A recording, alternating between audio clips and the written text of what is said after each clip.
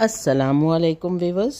आज हम बनाएंगे क्रिस्पी और बहुत ही टेस्टी आलू टिक्की, जो कि हम आलू टिक्की में रगड़ा पैटिस वगैरह में खाना पसंद करते हैं। इसके लिए हमने आलू लिए हैं आधा किलो, उसे धोकर बॉईल कर लिया है और अब उसे अच्छी तरह से हम किसी चीज़ की मदद से मैश कर लेंगे, इतना कि इसमें कोई गुठली वगैरह ना रहे।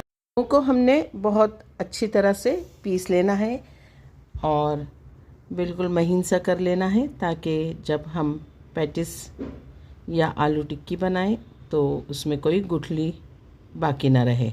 अब आपके पास जो भी चावल हो उसे 2 चम्मच या 3 चम्मच निकाल कर पीस लेना है और आधा किलो आलू में 2 चम्मच चावल का आटा शामिल करना है। ये घर में ही पीसे हुए चावलों से बनाया है हमने। इसके अलावा इसमें हाफ चम्मच आपने शामिल करनी है हल्दी, ताकि आलू टिक्की का कलर जो येलो होगा तो खूबसूरत सा नज़र आएगा। इसके बाद इसमें हम शामिल करेंगे हाफ चम्मच चिली फ्लेक्स, और ये जो चिली फ्लेक्स मैंने शामिल किए हैं बहुत ही तीखी मिर्ची के हैं। आप अपने जायके के मुताबिक नमक और मिर्च का इसमें इस्तेमाल करेंगे। नमक शामिल किया है हमने, और इसे शामिल करने के बाद आपने जब इसे मिक्स करना है तब आपने इसका जायका टेस्ट कर लेना है कि आपको इसका टेस्ट कैसा लग रहा है। हाफ चम्मच इसमें शामिल किया है चाट मसाला।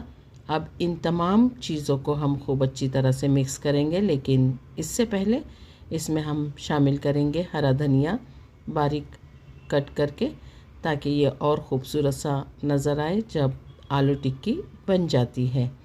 तो पहले ये तय कर लीजिए कि ये आलू खूब अच्छी तरह से मैश हो चुके हैं, और तमाम चीज़ों के शामिल करने के बाद ये और अच्छी तरह से मिक्स हो जाएगा।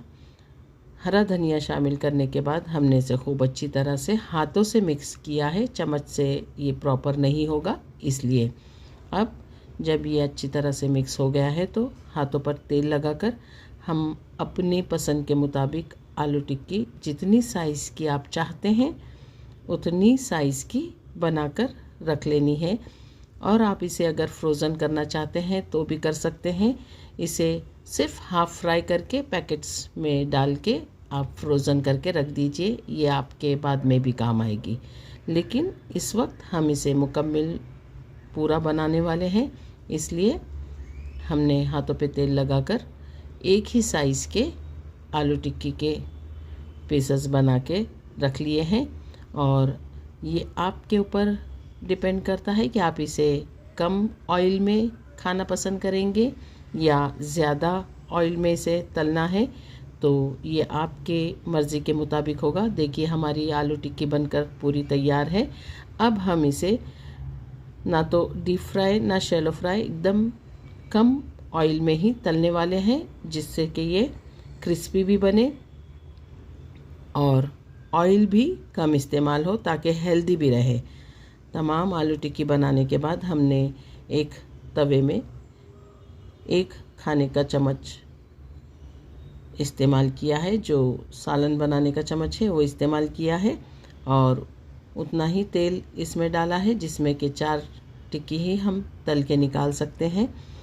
तो पहले हमने इसे स्लो आंच पर और उसके बाद थोड़ा फास्ट स्टो करके आज तलने की कोशिश की है। तो आप भी देखिए, इसे पहले धीमी आंच पे तेल और तवा गरम हो जाने दीजिए, उसके बाद आंच को थोड़ा फास्ट कीजिए, और जैसा आप चाहते हैं शैलो फ्राई या फिर डीप फ्राई इसे तल के निकालिए। ये तैयार हो रही है हमारी आलू टिक्की, बहुत ही क्रिस्पी और कुरकुरी बनती है। आप चाहें तो इसी स्टेज पर हाफ फ्राई करके इसे पैक करके रख लीजिए। ये आपके रमज़ान में फ्रोज़न आलू टिक्की काम आएगी, आपके वक्त को बचा देगी। रोज़े में और इफ्तार में बहुत लजीज और जायकेदार बनती है। एक बार इस रेसिपी को ज़रूर ट्राई कीजिए। अगर आपको मेरी ये रेसिपी पसंद आती है तो इसे लाइक कीजिए, सब्सक्राइब कीजिए। अल्लाह ताला आपके दस्तरख़्वान पर बहुत सारी बरकतें और नेमतें अता फ़रमाएँ। इस रेसिपी को अगर आप ट्राई करते हैं तो लाइक ज़रूर कीजिए और आपकी दुआओं में याद रखिए।